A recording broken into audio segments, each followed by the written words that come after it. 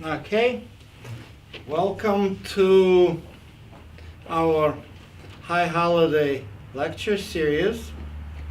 We're having a very intense program for the season. It's basically starts from this date and it will end on October 14. We'll have a different lectures. Today, tomorrow, and Friday and Saturday at 11 o'clock, we're going to have our series on Rosh Hoshana and Atonement.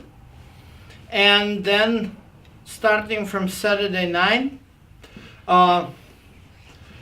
we're going to switch a gear a little bit and we'll talk about the history of Christianity and Judaism. The lectures will be held at the Whipple Creek Seventh-day Adventist Church. This is our joint project. After that, there will be a special seminar which will be streamed from this other side of the river. I'll be speaking, but whoever is not able to get to Sunnyside Church can come here. It will be linked on here, and I'll be speaking to you on the parables of the Rabbi Jesus, and we will end up our fall events with the seminar on with the Simchat Torah, where we will, for those who are who never seen this before, this is going to be an interesting event when we will open up the Torah and roll the scroll back. You'll be able to see it from the beginning. Actually, from the end back to the beginning, from Deuteronomy back to Genesis. So, stay with us, receive our updates, and we will keep you informed. So, we are going to talk about what Rosh Hoshana is. When we go to the book of Leviticus, chapter 23, that's where we see an interesting event, a subject, which is called about the God's appointed times. So, go with me to Leviticus chapter 23.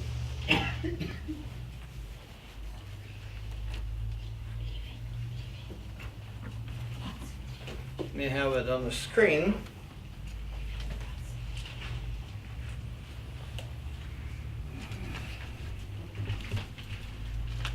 And it says here,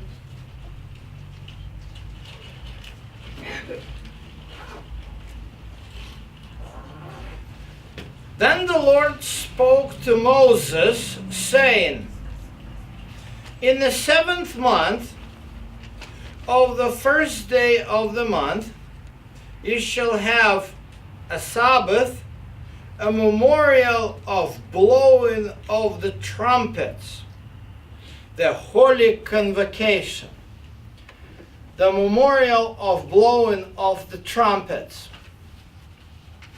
Leviticus chapter 25 continues this conversation about the blowing of the trumpets. And here in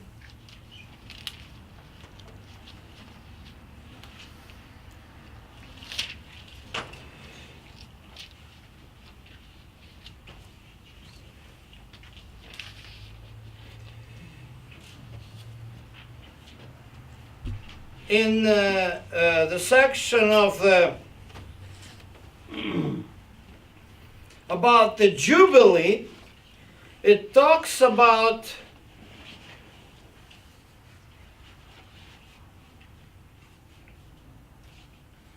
the blowing of the trumpet on each new month. This is why this particular custom was very important at that time. First of all, because right now, almost everyone who attend here receives such a nice, beautiful calendar which tells you things. But back then, it actually wasn't possible. Back in those days, the calendar was had to be observed from the sky. So let's take a look at how originally God has created.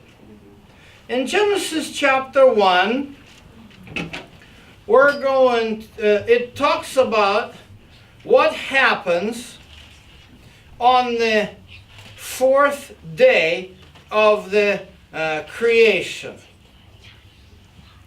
Here where it talks about this in verse 14. And God said, "Let there be lights in the firmament of the heavens to divide the day from the night, and let them be for signs and seasons, and for days and years, and let them be for lights, and the firmament of heaven to be light on the earth." And so, as we can see here, God created several luminaries. It says here, God made two great lights. The greater lights was made the greater light to rule the day, and the lesser light to rule the night. And he made the stars also. So as you can see, this is the way how God in the fourth day of creation was actually creating a calendar. People ask question, how come God said let there be light on the and then there was the first day, and then creates the luminary on the fourth day. There are many possible answers to this question, but one of the answers is that on the fourth day, God creates special luminaries that actually control the calendar. So what actually he does, he creates what we can see with the naked eye to create for us a visual markers of time.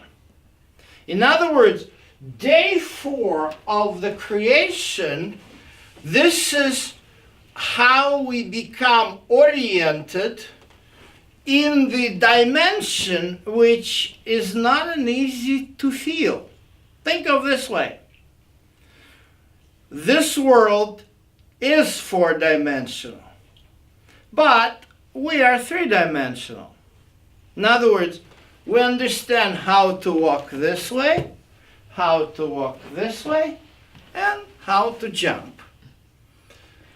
But the dimensions are 4.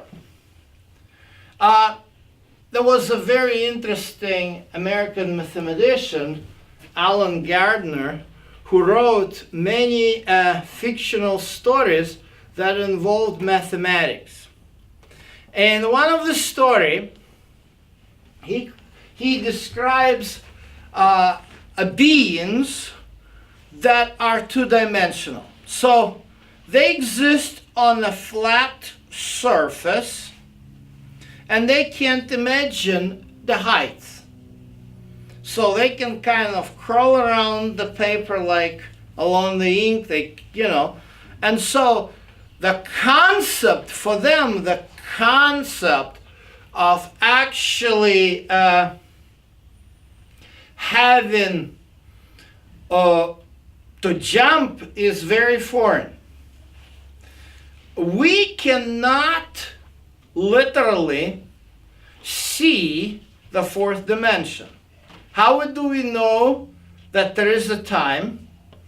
We have to have a reference point to observe the motion. The primitive clock, remember the first clock, how they built it. There were two types of clocks. Sundial. Either sand, so you would observe the motion of the sand from one box to another, or the sun. This way you would observe how the shade of the sun travels. So for us to feel the time, we need to observe something in motion, then we can reference it. This is why the worst possible cruelty is to be put on the uninhabitable island, or actually a solitary confinement with no windows. This is going to be the biggest cruelty, because we will lose the time, and that is going to be catastrophic for our conscience. So how does God create for us a time? With luminaries. Luminary number one, the big luminary, is sun. What it controls? Day. Okay, so our easiest unit is the days. The earth rotates around an axle, and what we see sun goes up and sun going down. Then what controls the week? The Sabbath. Which luminary controls the week? Sun, correct. Because in the commandment number 4, which corresponds to the day number 4, which makes some sense, it's it's commandment about the time. It says, 6 days thou shalt labor. So you need a sun. I'm just saying this because there are some people who create some absolutely ridiculous theories on the internet regarding the lunar Sabbath. They just take it wrong. They don't read the Bible properly to see that we have different luminaries here. Well, the next span, which is very important, is the month. What controls the month? Moon. This is where it becomes not as precise. The period of rotation of the Earth around the sun is exactly 24 hours. The period of rotation of moon around the globe is 29 days and I think 6 hours. This is where the rotation of the moon is not exactly synchronized with the rotation of the sun. So how do we know that the new month begins? we see the new moon. That's the luminary that controls month. Months are very important. If we lose the track of month, we'll lose the track of harvest. Our agriculture is gonna go haywire. That's why moon is very important. But because of this, the absence of synchronization, what may often happen is that the moon will finish its rotation around the globe, but it's not night yet. And if you're not an astronomer back then and you don't know the precise math, you're a little bit imprecise. Because you see the new moon at the nearest night, but it can be a bit too late. It can be as far as 24 hours late that you see new moon. So what did they do? In the temple they had a system, the Sanhedrin, the Supreme Court, had a special session around the new moon in which two witnesses must come and declare to the court that they sighted the new moon. Sanhedrin would issue a decree and they would light the fire on the top of Mount Olives. If you ever go and travel in Judea, you will discover that all big Judean cities, Jerusalem, Hebron, Lachish, Arad, Beersheba, all the way to the south, they're all on a high hill. So Hebron sees the light from Jerusalem at night, the fire, the torch. And they will start their own light. And so it will relay all the way through Judea. Everybody knows the month has begun. The month has begun. Well, it's already during the Second Temple, quite a few Jews lived in diaspora, away from Judea. They couldn't know it. That's why all the holidays today, all Jewish holidays in Jerusalem, in Israel are one day, whereas in diaspora Orthodox Jews have 2 days, just in case. Just in case. This is why the lunar calendar is not very precise. Paul addresses this issue in the book of Romans, chapter 14, where it says here, it's a little bit, one person esteems one day above another. Another person esteems every day alike. Let each be fully convinced in his own mind. So the word esteem here, actually, I don't know why the English does this here, but actually the original in Greek, as well as the term is very clear, is anakrino. Krino means judge. In other words, I would translate it from the original this way. One person follows the judgment or judicial decision, putting one day above the other, while another does not. Paul addresses this situation at the diaspora, understanding the imprecisions regarding the calendar. Going back to our creation subject, Genesis chapter 1.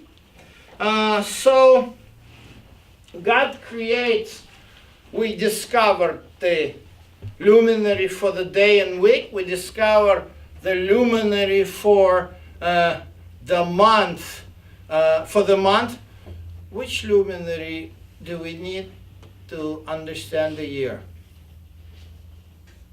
The moon. Moon? Nope. The stars. Stars. The year is the period in which the Earth makes a full rotation around its orbit around the Sun. But how will you be able to see it in a space where you are inside, basically on the surface of the Earth, which rotates by itself? The stars change. It's the stars, constellations. Of course, pagan Hellenistic world has done all kinds of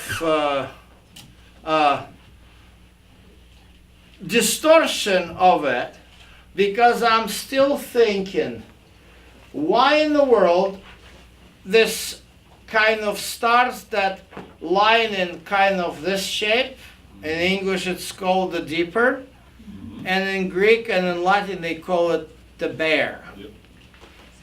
Where is the bear there? I don't know. Where is the Cancer there? All these zodiac signs. You know, God created it's like a painting in the sky, so that we would know where we are in the universe and where do we travel.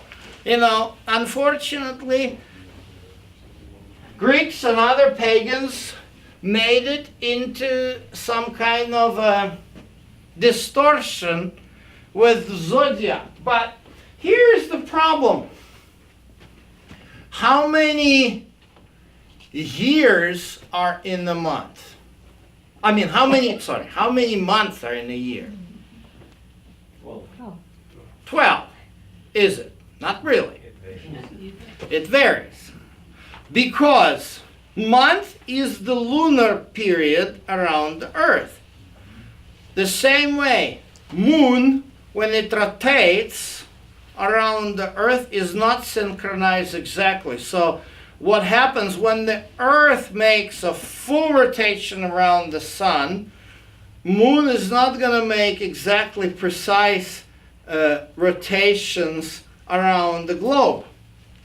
What we have is the lag, which we have to catch up. That's where the wonderful properties of the moon and months that control the agriculture come about. And Sanhedrin was right there to help. So what would happen in the month of Tabeth? This is around January. In that month, judges from Sanhedrin would come out to the field to inspect the barley sprouts.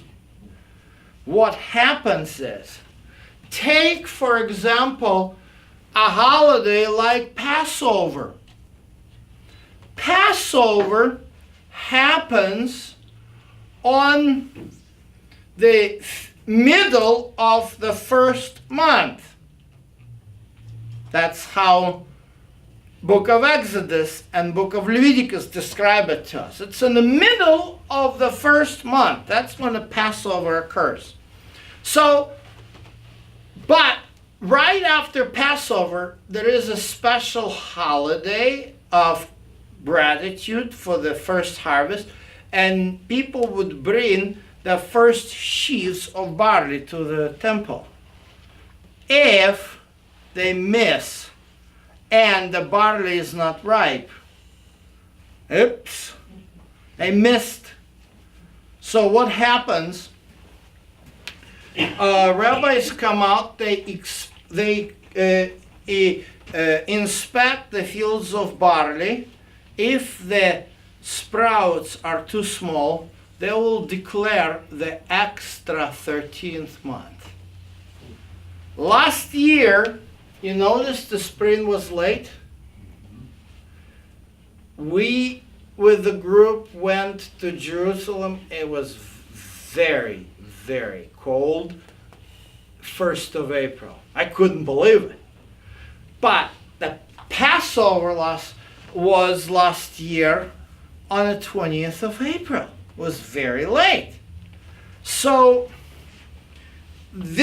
actually the weather depends on month. That's what controls the harvest. Even the amateur gardeners in Ukraine who have nothing to do with any of the biblical, Levitical laws, they understand it pretty well, and they publish in a special paper the sowing schedule, which corresponds to the biblical month based on a lunar calendar. Well, what happens when the second temple is destroyed? You don't have any Sanhedrin.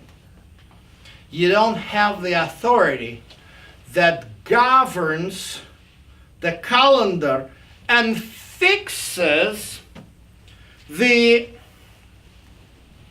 month and declares the new moon. In the exile, Jewish community decided to approximate certain intercalations, that's the addition of an extra month, and lo and behold, we have the calendar, something like this. And that's why today, with the sunset, this is the first day. I don't know if you'll be able, with these rains, sight the new moon, but maybe you will. But this is the first day of the 7th month. Why is this a 7th month? Well, the book of Exodus, chapter 12, makes a very interesting declaration.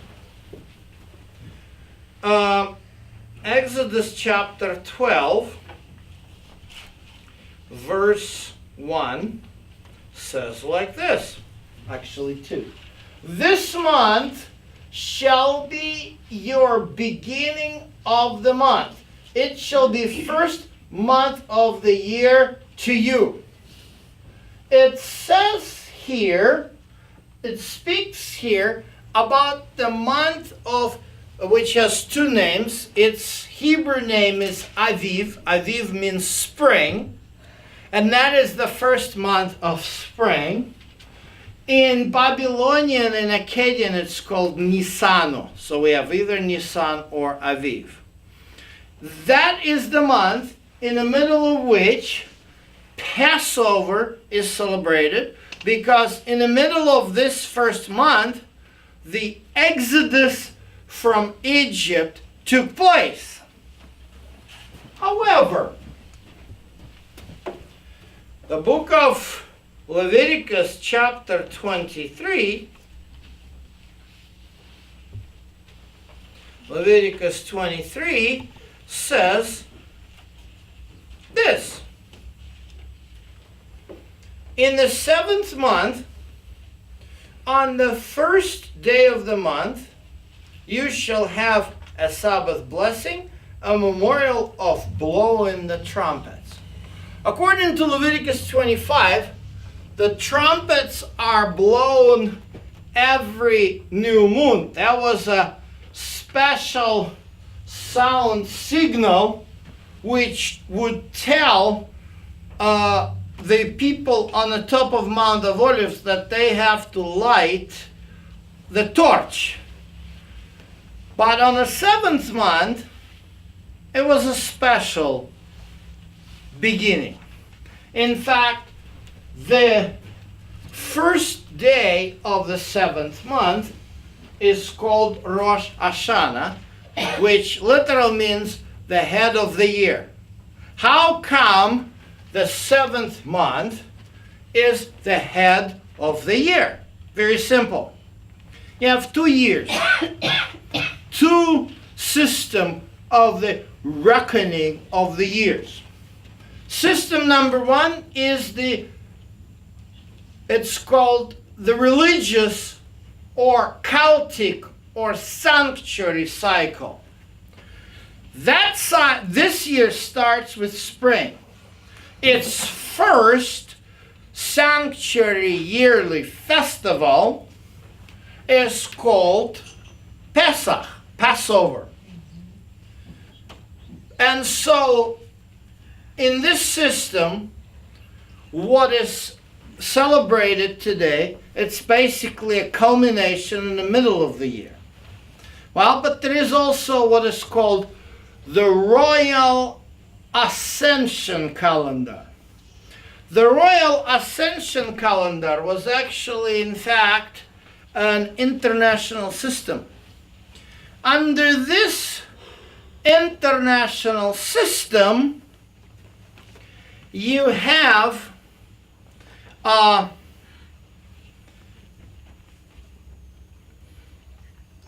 reckoning of the kings.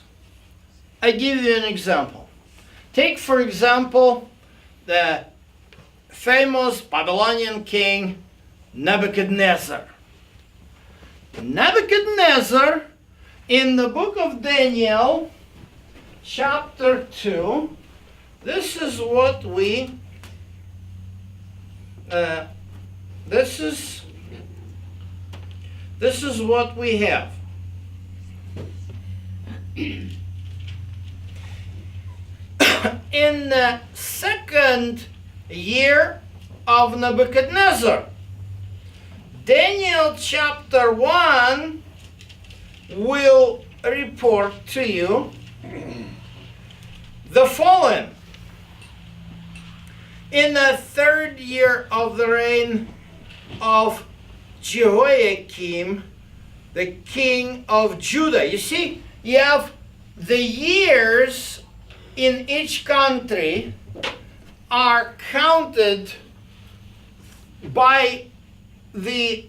from the ascension of the king to the throne. We count, and that's the system which we're used, and it's kind of a little bit of an awkward system, and because it's incorrect, we count from the time of the birth of Christ. That's why you see, you have like before Common Era is often referred as BC, meaning before Christ, and after the birth of Christ, it's called AD, which means Anno Domini, meaning the year of the Lord. For whatever reason, when this system was introduced, this system did not calculate the date of the birth of Jesus correctly. That's why Jesus was born 4th year BC. Just because they got wrong calculation. These monks and bishops, I don't remember exactly the story, but that's how it happened. So, however, if you go to the today's calendar, we are in the year of 5778. That is from where? Where is the beginning? Creation. It's from the creation. Well, in the biblical time, they did neither that nor this. In the biblical time, they say, in the 3rd year of the reign of King Jehoiakim. How do they count? they count it this way. Imagine that in that system, the year changes in September. You know, like in our country, we have a tax year, so they have a royal year. So you got to be very careful what you do. If Daniel says the second year of Nebuchadnezzar, it was the first year of Nebuchadnezzar. Suppose, let's say for approximation, it starts in September. And the father of Nebuchadnezzar, Nabopolassar, died in May. Nebuchadnezzar right away ascended to the throne. But the same year cannot be called two different words. It's going to be a problem. You can't switch the year in the month of the new king coming to the throne. You'll get a mess. So you have to still, Nebuchadnezzar would begin his reign in the last year of the reign of his father. And then when this month of Tishri, that's what this month is, would come, that would constitute the beginning of his first year. You see? That's why you have two names for what we are doing today. However, it's approximate. One name is the head of the year. That's everybody celebrate the new year. And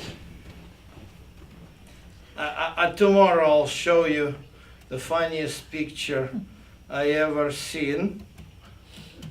Let me see if I can find it now. Just a second here. Yeah, okay. Let me switch.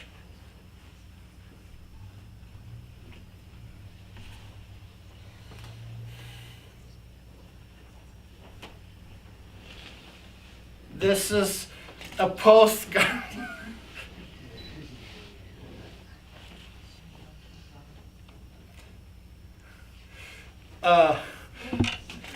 This is how in Israel they have a postcard, a Hasidic Jew kissing a Santa Claus, and in Russian the Santa Claus says, okay, come and visit me on December 31.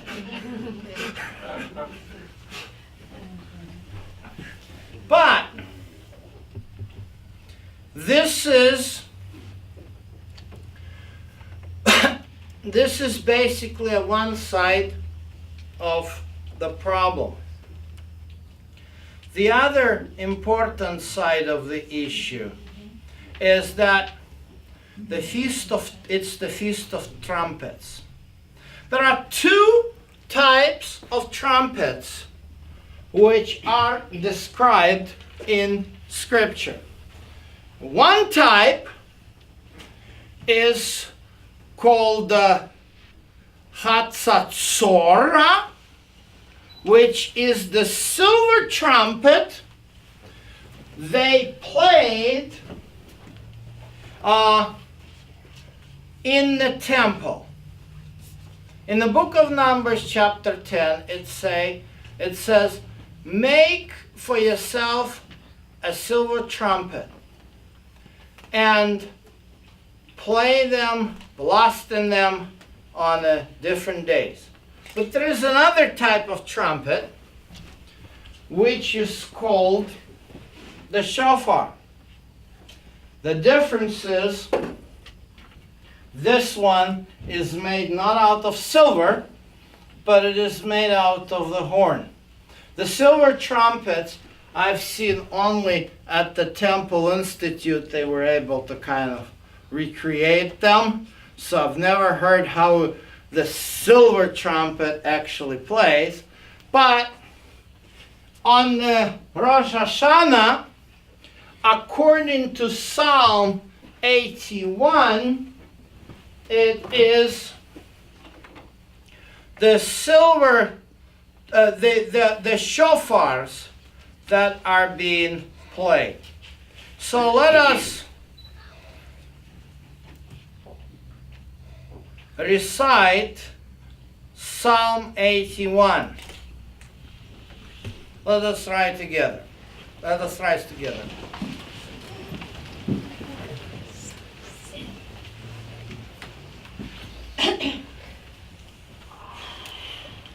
Sing aloud to God our strength. Make a joyful shout to the God of Jacob. Raise a song and strike the timbrel, the pleasant harp with the lute. Sound the shofar at the time of the new moon, at the appointed time for the day of our festival. For this is a statute for Israel, a judgment of the God of Jacob. This he established in Joseph as a testimony, when he went throughout the land of Egypt, where I heard a language I did not understand. I removed his shoulder from the burden. His hands were free from the baskets. You called in trouble, and I delivered you. I answered you in the secret place of thunder. I tested you at the waters of Meribah. Hear, O my people, and I will admonish you. O Israel, if you will listen to me, there shall be no foreign God among you, nor shall you worship any foreign God. I am the Lord your God, who brought you out of the land of Egypt. Open your mouth wide, and I will fill it. But my people would not heed my voice, and Israel would have none of me. So I let them go after their heart's fantasies, to walk in their own counsels. Oh, that my people would listen to me, that Israel would walk in my ways. I would soon subdue their enemies, and turn my hand against their adversaries. The gaze of the Lord would pretend submission to him, but their fate would endure forever. He would have fed them also with the finest of wheat, and with honey from the rock I would have satisfied you. Okay, let's be seated. As you can see, this psalm begins with the joyful noise of the shofar, but it switches into a much more somber mood, the mood of the judgment. These are the 10 days of awe. In other words, this is not just a fun New Year celebration as you saw on the postcard, but it is also a very somber time, a time when we think about our life, when we think about divine judgment, and when we think about the plan of redemption that God has provided us. And these sanctuary cycles, the daily cycles with the 2 lamb evening and morning, the weekly cycle, the monthly cycle, and the yearly cycle, in which the Day of Atonement, which will be next Shabbat, and we'll have a special service here in the morning for the Day of Atonement, being the central pinnacle of this sanctuary system. The system which helps us understand how God is actually going to change us from inside out. And this is the subject of our talks during these 4 days, which I will begin in a very unusual place. Not from the book of Leviticus, but rather from the book of Genesis. in the book of Genesis, the most unlikely place, we see the first story that involves actually a sanctuary ritual. Here's the story about Adam and Eve having two children, Cain and Abel. Abel was the keeper of the sheep, but Cain was a tiller of the ground. In the process of time, it came to pass that Cain brought an offering of the fruit of the ground to the Lord. Abel also brought of the firstborn of his flock and of their fat. And the Lord respected Abel and his offering, but he did not respect Cain and his offering. And Cain was very angry, and his countenance fell. That's kind of an interesting statement here. The difficult part of the book of Genesis is that it is very abbreviated. We do not really see a detailed explanation why the offering of Cain was not respected or regarded. But we see the fact that Cain is not happy. So the Lord said to Cain, "Why are you angry? And why has your countenance fallen? If you do well, will you not be accepted? If you do not well, sin lies at the door, and its desire is for you, but you should rule over it." I have to say that verse 7 contains the most confusing translation at all into English.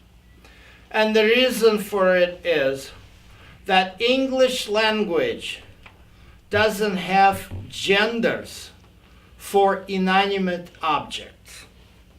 Now they try to destroy genders for animate objects.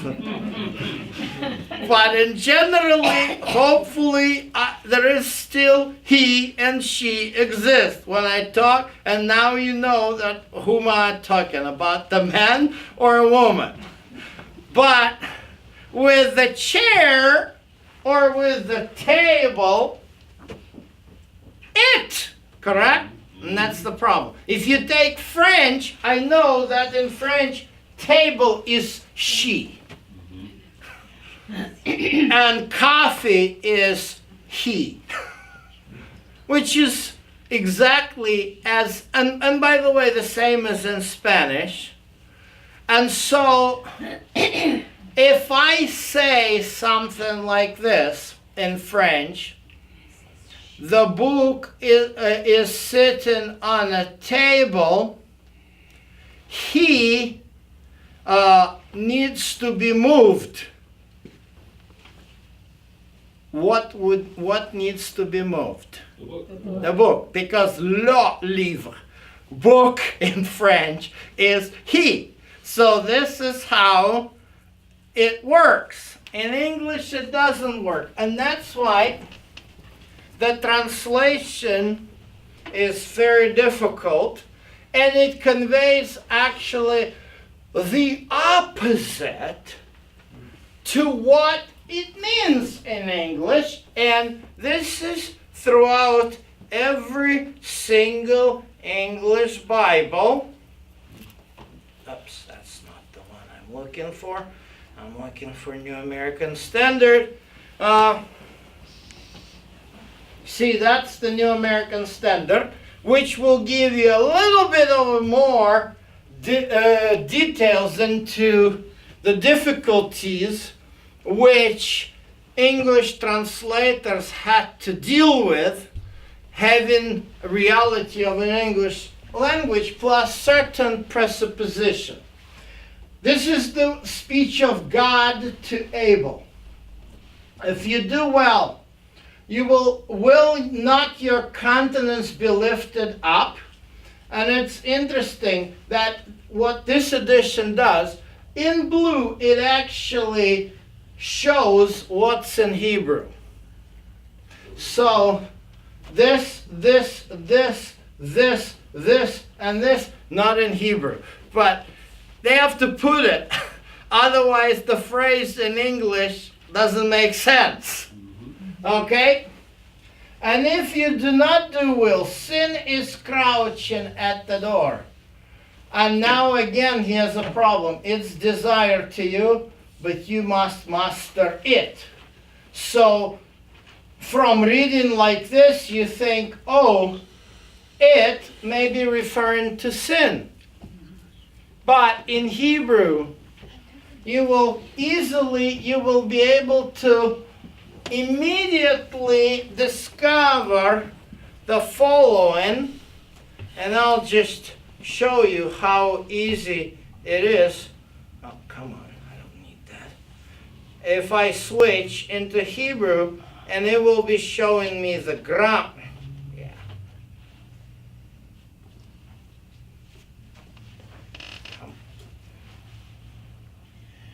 That's probably too big.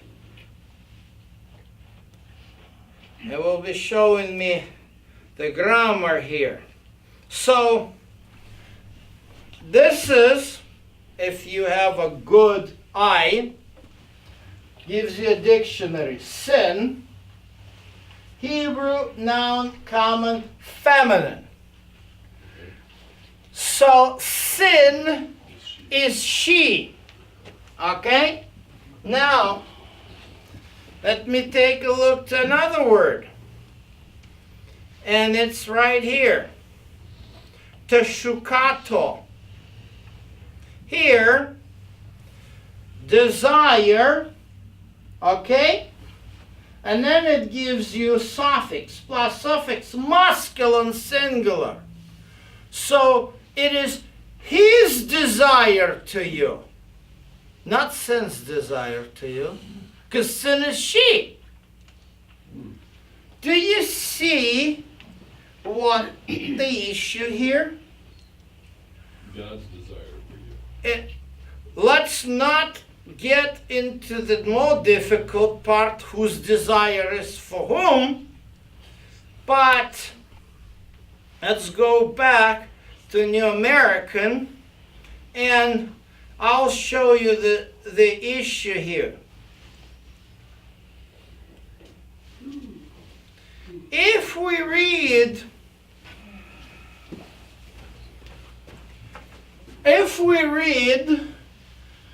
the following, sin is crouching at the door, and its desire is for you, you must master it. Basically what it says, you control your desires, you control your sin, you are on your own. Sink or swim in this world now. Because if you can sink, we'll talk. You do well. You deserve. I mean, if you can swim, that means you're doing well. But if you sink, you didn't do well. Is this the good news here? What is most interesting, people were basically arguing for many centuries that, see, in the Old Testament, a human being relied on himself, whereas in the Old Testament, the human being relied on himself, whereas in the New Testament, the human being relied on Christ. Well, let's look at if it's possible to have some other possibility. Let me click on this. You see an interest, even strong, will show you the pronunciation chatat and gives you the two meaning, sin or sin offering. So this word can mean both things, sin or sin offering. That's a paradox. When we talk about Levitical law, there are many paradoxes like that. The same word in Hebrew can be used for a problem and for a way to get out of this problem. Well, think about this. We're all suffering from the fire, but the only one way to contain the fire, you know what to do. You have to do a fire. You have to provide a control burn area wide enough so that the forest fire within the acreage which is burning will not spread anymore. And if the control burn is successful, then the good news on the radio. This fire takes that many thousand of acres, but it is 50% contained. So they fought fire with fire. Eventually that's the only way, because you can't, I don't know, even on the Eagle Creek fire, which is, they say it's a very small one. Duh. Anyway, but if you have a helicopters dropping from Columbia River, it wouldn't help. It just literally wouldn't help. If we have 3 days of overnight torrential rain and they say it's still burning. That's what I heard on the radio. Can you imagine? This fire is so bad that this much rain still couldn't get it. So the only way the firefighters fight with fire is that they fight it with fire. So the same way is in the book of Leviticus. Let me write this down for you in the bigger letter. In the bigger letters,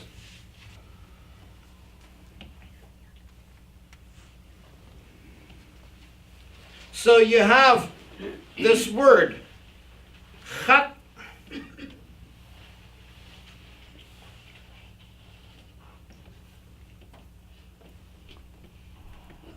chatat.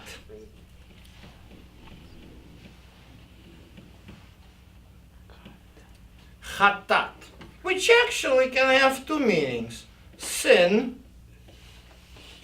and the sacrifice.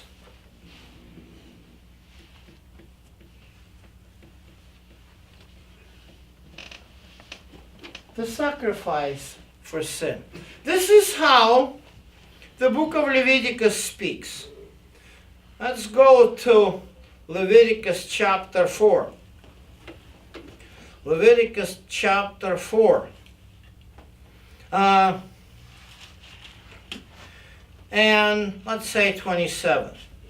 Now, if anyone of the common people sins, see, chatat, unintentionally, by doing any of the things which the Lord commanded not to be done, and becomes guilty, if his sin, again chatat, which he has committed, made known to him, he shall bring his chatat, the sin offering, a goat, a female without defect, for his sin which he committed. You see, he is bringing chatat for chatat. The confusing, huh? But that is fighting fire with fire. You bring a sin offering for a sin, the animal for what you have committed against the commandments of God. You see, the book of Genesis is using the same language as the book of Leviticus. So, going back to our mysterious chapter 4, verse 7, we can see the next problem. Sin is crouching or maybe lying at the door. Which door? This is where, since the early church fathers, was a source of a huge speculation. What the church fathers wrote since the 5th century in their commentary, that it is the door of the heart. So Cain had a desire to kill his brother, and this desire was sitting at the door of the heart. That is called Greek allegorical method. I don't know, I'm yet to find anything in the Bible that would tell me that in the biblical language, our heart has the door. I know our heart has valves, but what does it have to do with sin? Jesus said he's knocking at the door and we let him in. Yes, but this is not. But can we assume?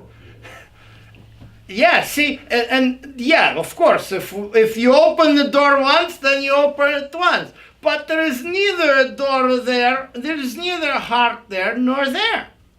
Because it says, who open up, I will dine with him. How is he going to, how are we going to have dinner with Jesus inside our heart? Maybe we shouldn't use it. Maybe we should think another possibility of what could be the door. Well, let's take a look what Strong Dictionary will show us. Well, even Strong Dictionary, I don't like it very much. It's very, I would say this. I don't usually, people ask me if I'm using a Strong Dictionary. I don't. And the reason why, because this is not a professional. If it is basically the same if a musician who plays in Portland or other big symphony would use a quarter violin for 5-year-old, But it does, at least it will help us, those who don't know Hebrew, it will do the job. The word is petach, opening, doorway, entrance. It's not just, doesn't have to be a door like this. It can be entrance. And understanding and using the concordance, sorry. I'm using my Russian here. We can find the same word used only in the book of Leviticus. Here is what it says. It says here in verse 3. When any man of you brings an offering to the Lord, you shall bring your offering of animals from the herd or the flock. If the sin offering is a burnt offering from the herd, you shall offer it, male it without defect, he shall offer it at the doorway of the tent of meeting, or the entrance. So there is an entrance somewhere for Cain.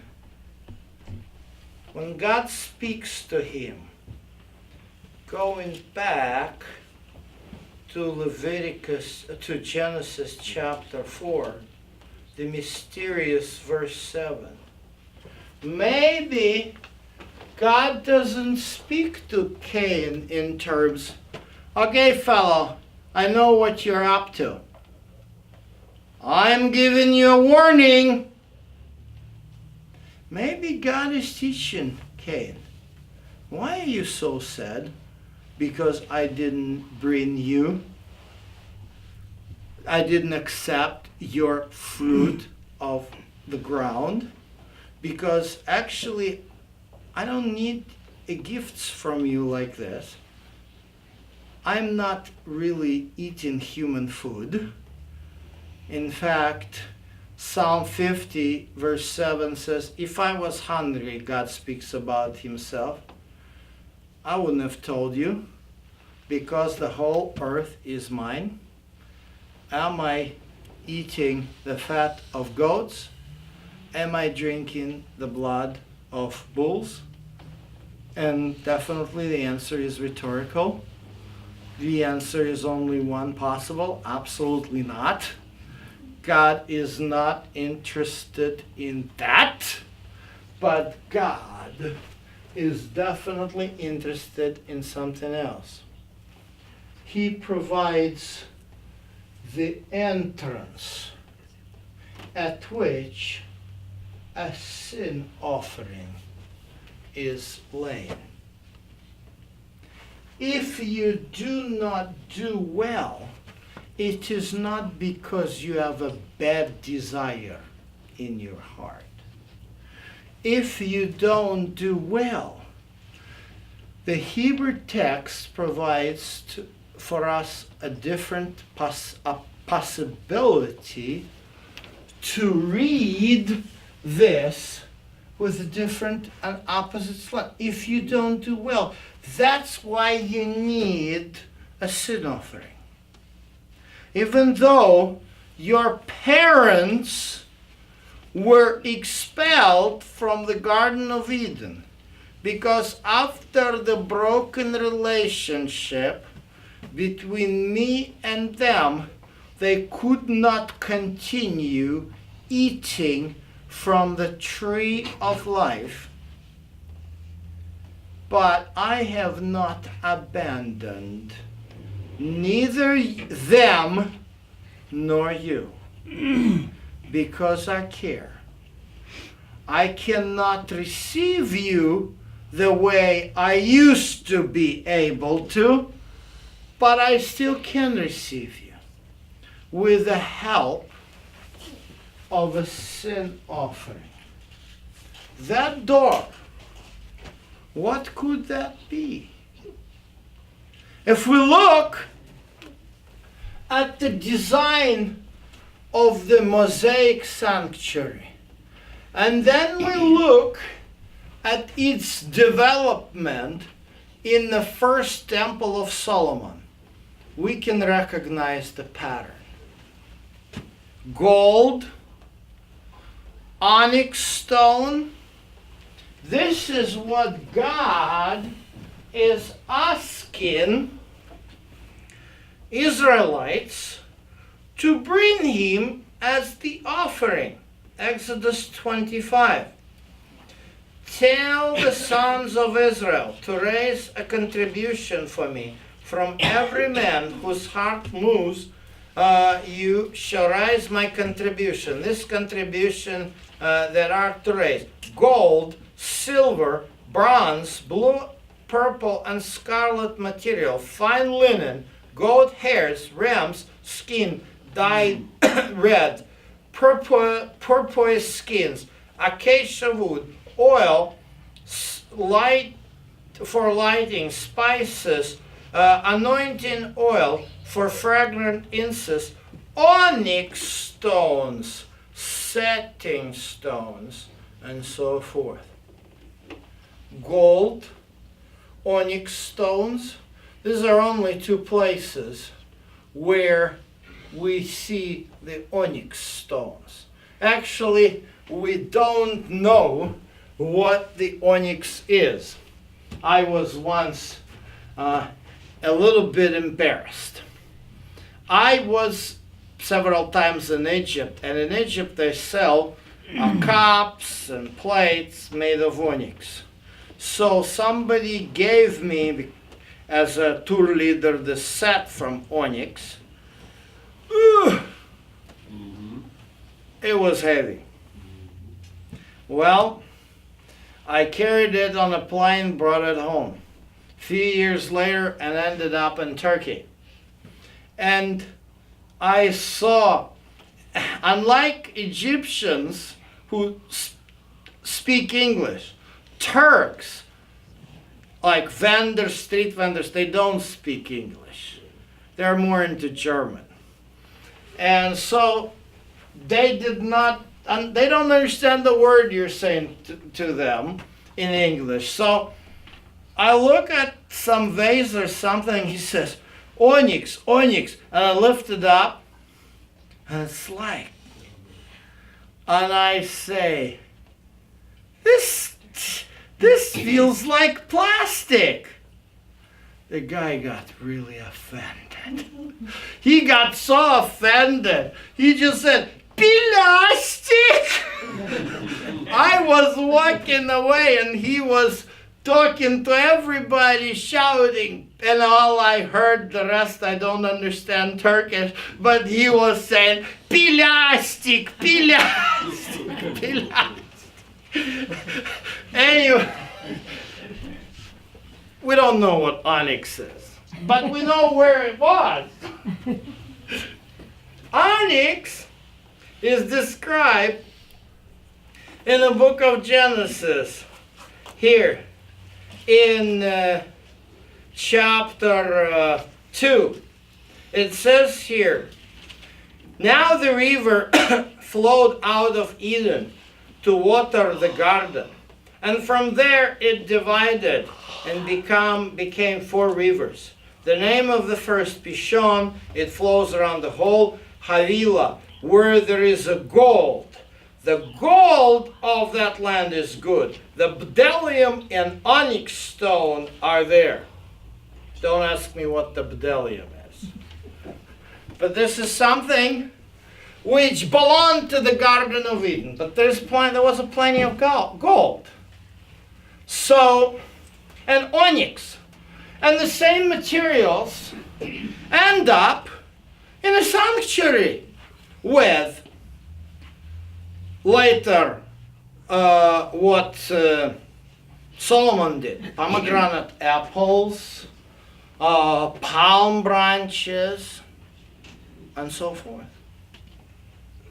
So there is a symbolism here.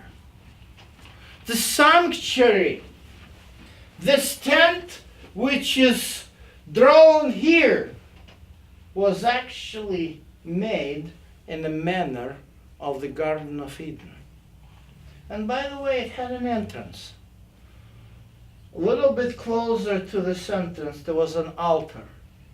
And that's where all Israelites could bring their sacrifices, and they couldn't go any farther. Well, apparently before the flood, God had provided a different type of entrance. Because before the flood, the Garden of Eden was still in existence. Humans could not enter the Garden of Eden anymore, but they could come to the entrance with their sin offerings. And that was a meeting place. That was a moed. Look at this word. Moed. That is a very important word, because I hear all from the people the English translation. Feasts, festivals. No. When the book of Leviticus talks, it talks the word moed. Moed has two meanings. One meaning is the place of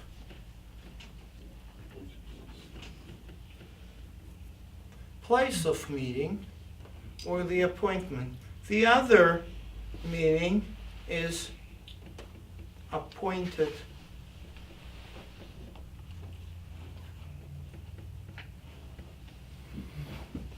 God wants to talk to us in a different ways. We don't know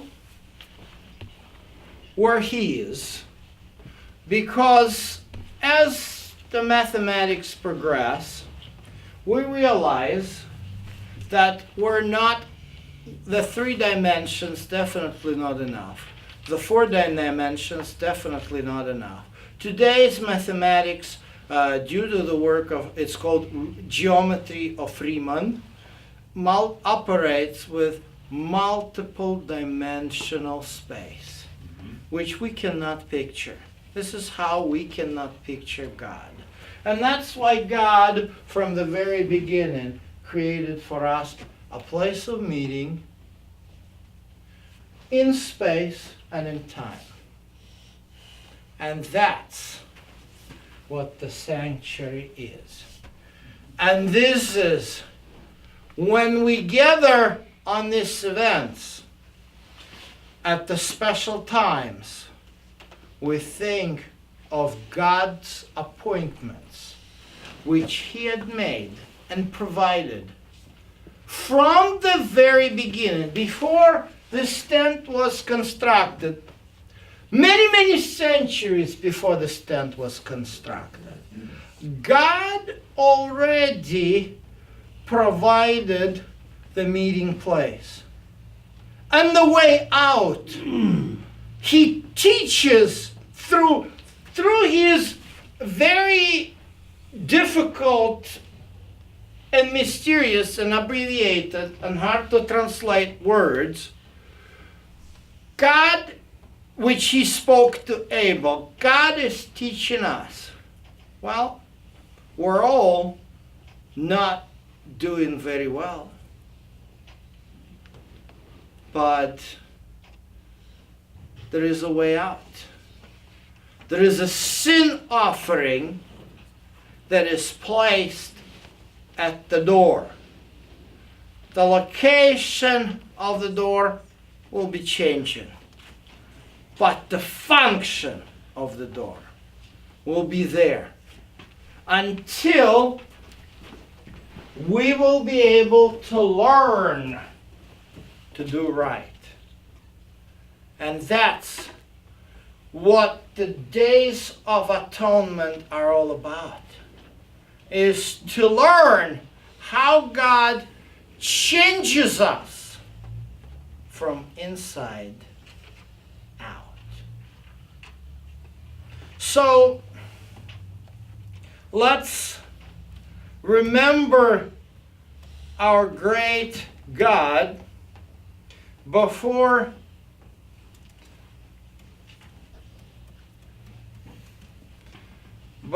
we hear the blast of the shofar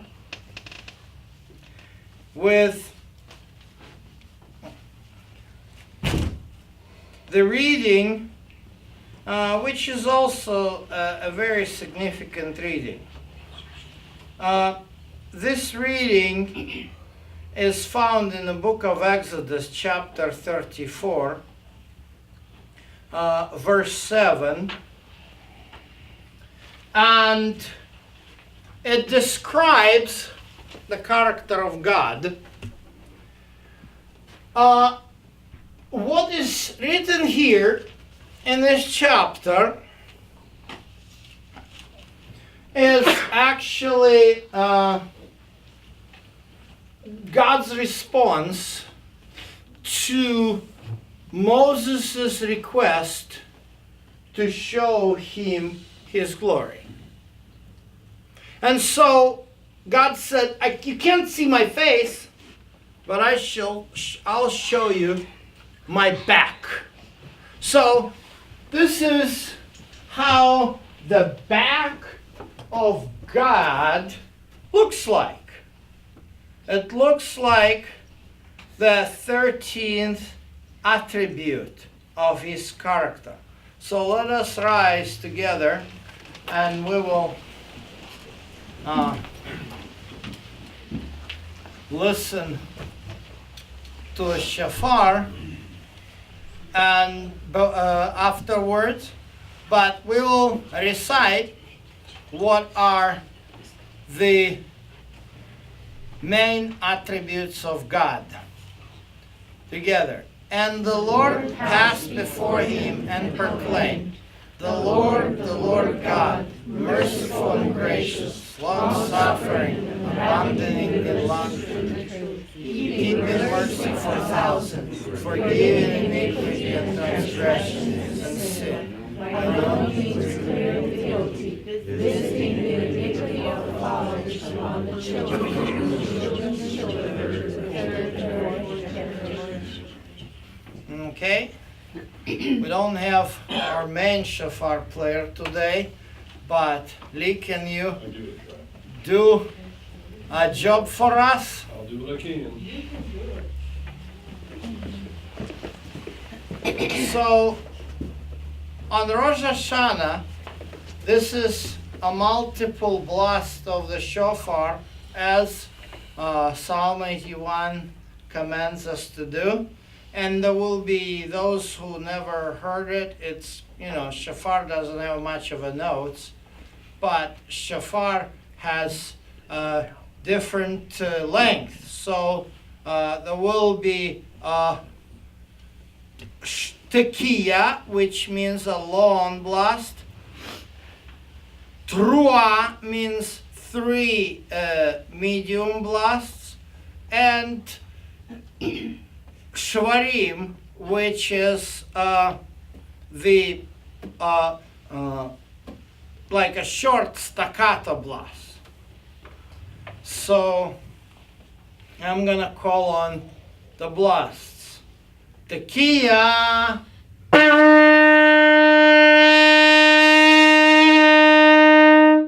Shvarim.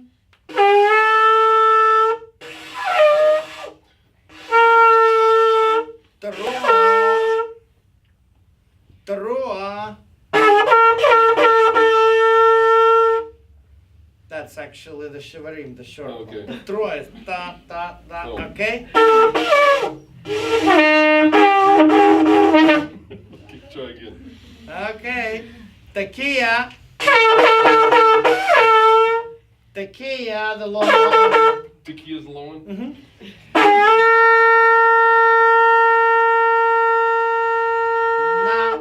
Now shvarim, the short one.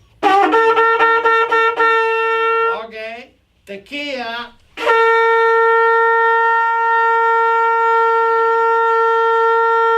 Tekiya.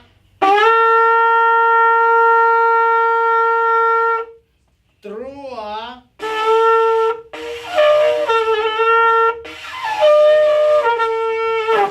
Sorry. Tekiya.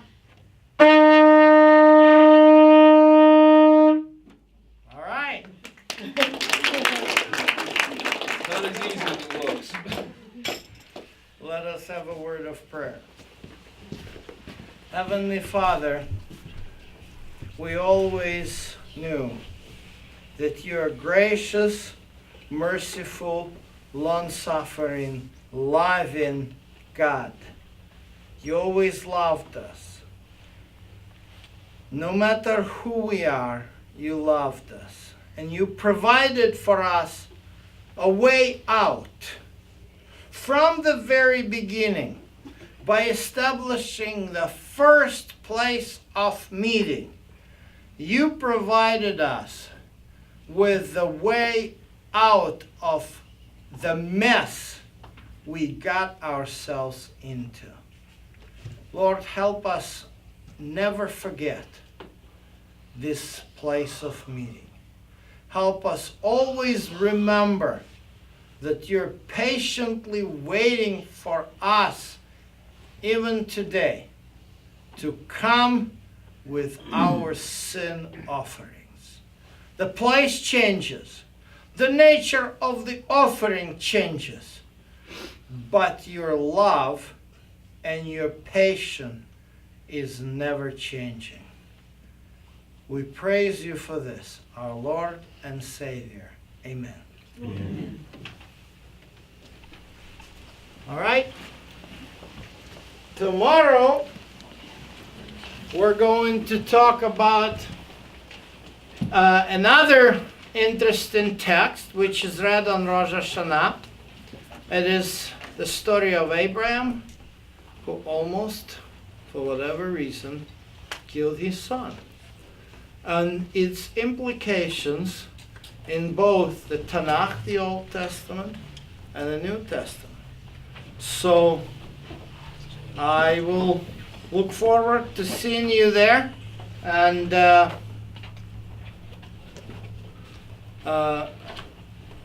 we'll see you tomorrow. Do we have? Yes, there's snacks up there. Yeah, on the back you have Traditional Rosh Hoshana food. Rosh Hoshana food. So before you leave, Honey? apples and